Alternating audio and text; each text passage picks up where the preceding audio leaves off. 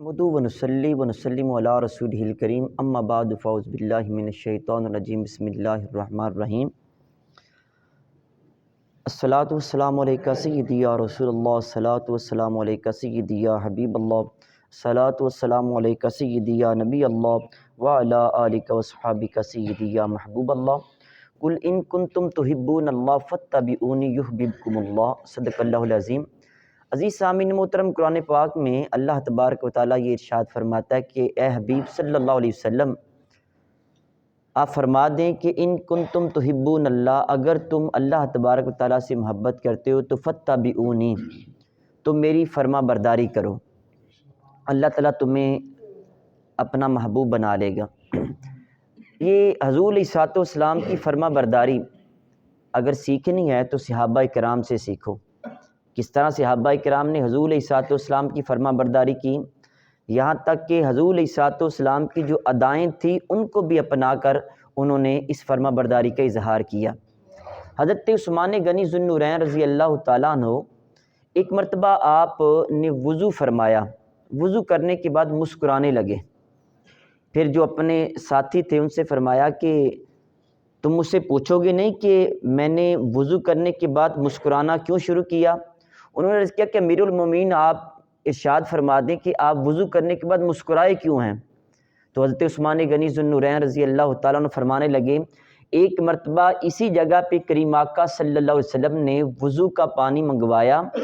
اور وضو فرمایا اور اس کے بعد مسکرانا شروع کر دیا۔ پھر حضور علیہ السلام نے ہم سے پوچھا کہ صحابہ تم مجھ سے پوچھو گے نہیں کہ میں نے کیوں مسکرانا شروع کیا؟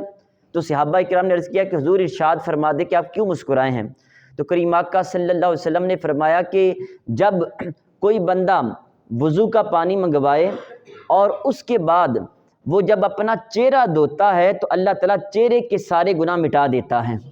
جب اپنی کونیاں دھوتا ہے تو اللہ تعالیٰ ہاتھوں کے سارے گناہ مٹا دیتا ہے، جب اپنے سر کا مسح کرتا ہے تو سر کے سارے گناہ مٹا دیتا ہے، جب اپنے پاؤں دھوتا ہے تو پاؤں کے سارے گناہ مٹا دیتا ہے۔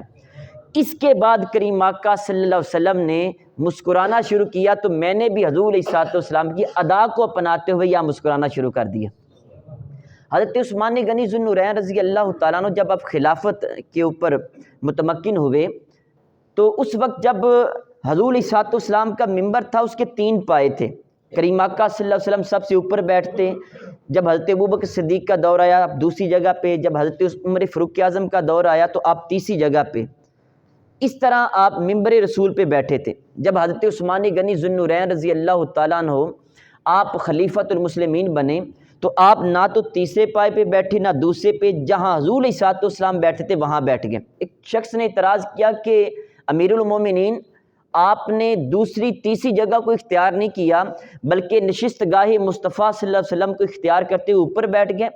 تو سنی حضرت عثمان غنی ذو النورین رضی اللہ تعالیٰ عنہ کا جواب کیا تھا؟ آپ نے کہا کہ اگر میں تیسری جگہ پہ بیٹھتا جہاں امیر المومنین عمر فاروق اعظم بیٹھا کرتے تھے تو تم نے یہ گمان کرنا تھا شاید میں فاروق اعظم کے ساتھ برابری کر رہا ہوں، اگر میں دوسری جگہ پہ بیٹھتا تم نے یہ گمان کرنا تھا شاید کہ ابو بکر صدیق کے ساتھ برابری کر رہا ہے۔ میں نے دونوں جگہ کو چھوڑا اور نشست گاہ مصطفیٰ صلی اللہ علیہ وسلم پہ جا کے بیٹھ گیا کیونکہ مجھے یقین تھا کہ حضور کی برابری کا تم وہاں بھی نہیں کر سکتے ہو، سرکار کی برابری تو نہیں کی جا سکتی۔ تو صحابہ کرام حضور علیہ السلام کی اداؤں سے بھی محبت کرتے تھے۔ اسی طرح حضرت عبداللہ بن عمر رضی اللہ تعالیٰ عنہ ایک مرتبہ آپ ایک جگہ پہ اونٹنی کا چکر لگوا رکھے تھے، جب آپ کے ساتھیوں نے پوچھا کہ عبداللہ بن عمر آپ چکر کیوں لگا رہے ہو؟ کہتے کہ مجھے نہیں پتا، میں نے حضور علیہ السلام کو دیکھا تھا کہ حضور یہاں پہ چکر لگوا رہے تھے۔ تو حضور علیہ السلام کی جو پیروی تھی، فرما برداری تھی، وہ صحابہ کرام نے اس انداز میں کی کہ سرکار دو عالم صلی اللہ علیہ وسلم کی اداؤں کو بھی اپنایا کرتے تھے۔ اللہ تعالی ہمیں بھی کریم آقا صلی اللہ علیہ وآلہ وسلم کی اداؤں کو اور آپ کی سنتوں کو بھی اپنانے کی توفیق عطا فرمائے۔ وما علیہ الا البلاغ المبین۔